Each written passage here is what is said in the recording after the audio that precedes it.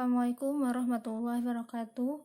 Alhamdulillahirrabbilalamin. Wabihi nasta'in wa ala umuri duwaddin. Wassalatu wassalamu ala sayyidina Muhammadin wa ala alihi washabihi ajmain, amma ba'd.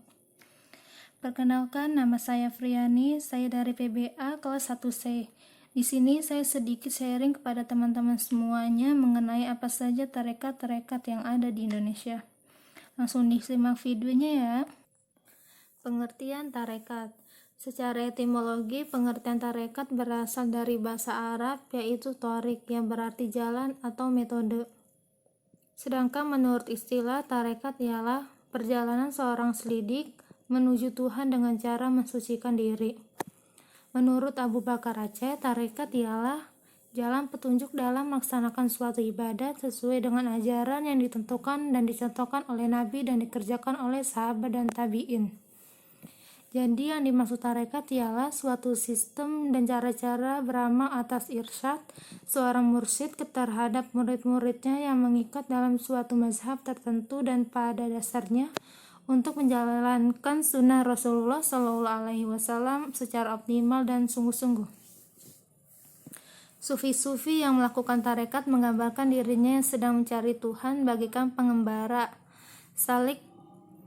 Mereka melangkah maju pada satu tahap berikutnya. Tahap-tahapan itu mereka menyebutnya dengan makomat. Jalan yang mereka tempuh disebut thariqah.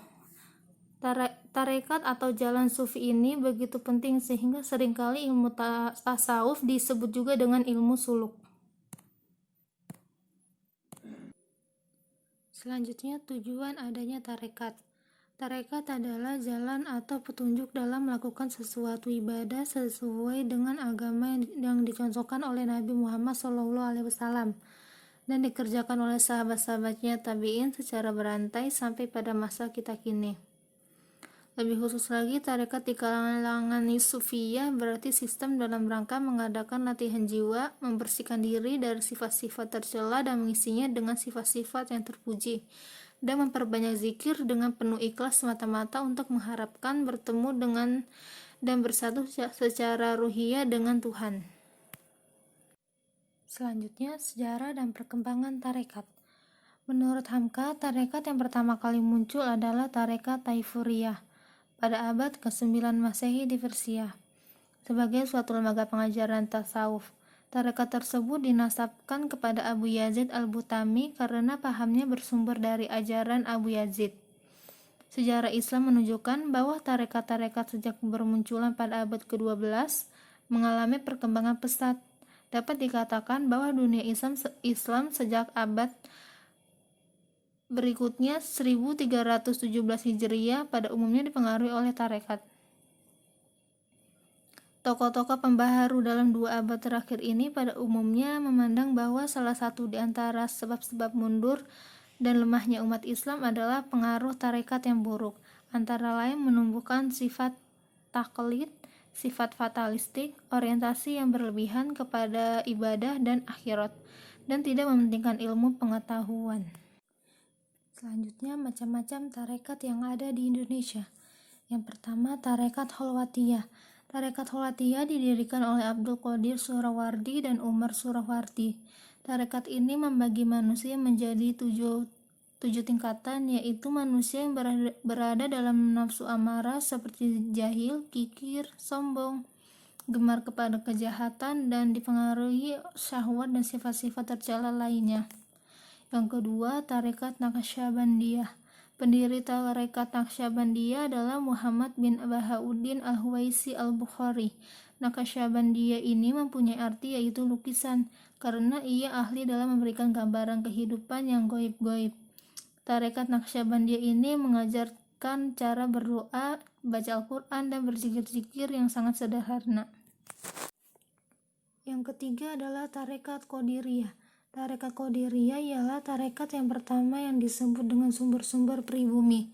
Tarekat ini didirikan oleh Syekh Abdul Qadir Jailani, seorang ulama yang Yazid yang ia mempunyai sekolah untuk melakukan suluk dan latihan kesufian di Baghdad. Yang keempat, tarekat Rifa'iyah.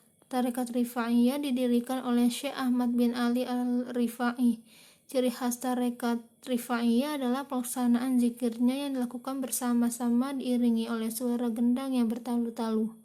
Zikir tersebut dilakukan sampai mencapai suatu keadaan di mana mereka dapat dilakukan perbuatan-perbuatan yang menakjubkan. Yang kelima, tarekat Samaniyah.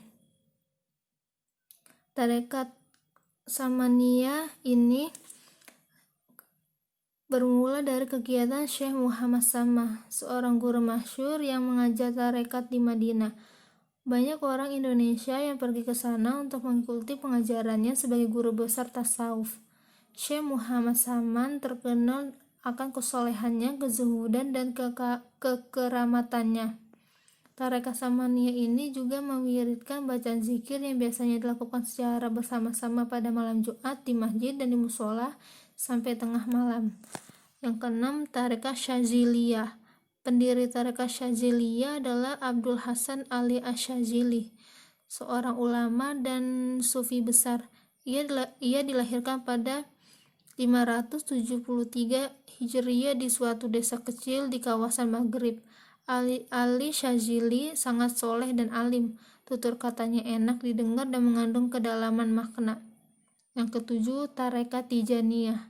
Pendiri tarekat ini ialah Abdul Abbas bin Abdul bin Mukhtar At-Tijani, seorang ulama Algeria yang lahir di Ain Mahdi. Keistimewaannya adalah ketika berumur 7 tahun ia sudah menghafal Al-Quran, kemudian mempelajari pengetahuan Islam yang lainnya sehingga ia menjadi guru dalam usia belita.